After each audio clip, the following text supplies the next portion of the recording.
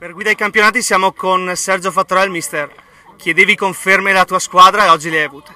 Sì, siamo partiti da una settimana difficile perché venivamo da un pareggio in casa non esaltante come erano abituate le mie ragazze. In settimana abbiamo lavorato più che mentalmente, più che fisicamente, perché fisicamente ho visto una squadra che stanno bene in campo, la forma fisica c'è, mancava un po' di mentalità e questa settimana l'abbiamo ritrovata per riprendere andare a prendere il Marcon.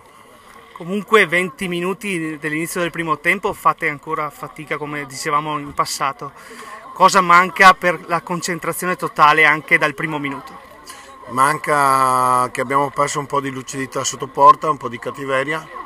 Non possiamo creare 8-10 palle gol e farne due il primo tempo, cioè, bisogna chiuderle prima le partite e questo lavoreremo in settimana perché non mi va bene, non mi sta proprio bene.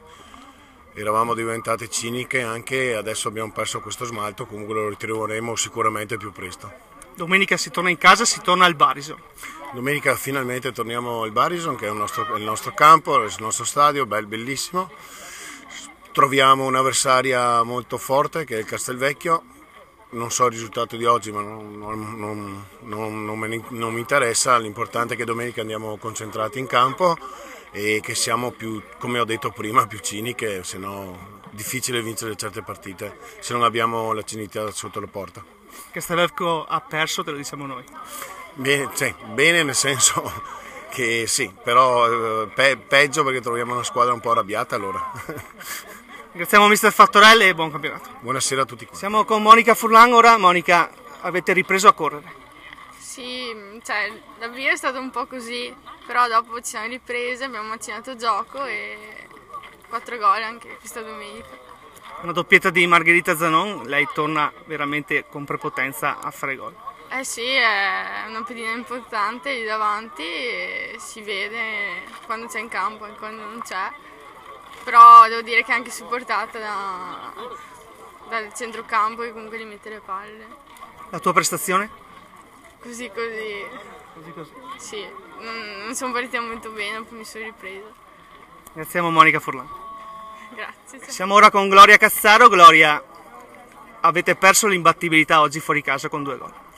Sì, abbiamo giocato bene, però alla fine sì, 2 gol sono arrivati, diciamo che il primo è stato merito loro, molto, molto bravi, molto bello il tiro.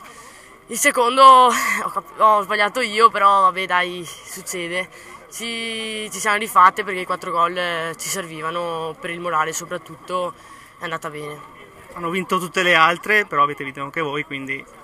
Sì, speravamo nel pareggio della rivale, ma va bene così, dai. Ci continuiamo così e tanto pensiamo a noi e le altre la fortuna vedrà, insomma.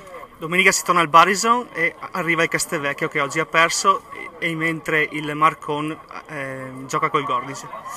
Sì, finalmente Barison perché è il nostro campo, ci troviamo bene e ci sentiamo forti. In più sì, il Mestre ce l'avrà facile e noi non bisogna mai sottovalutare nessuno e faremo bene anche la prossima. Ringraziamo Gloria. Ciao.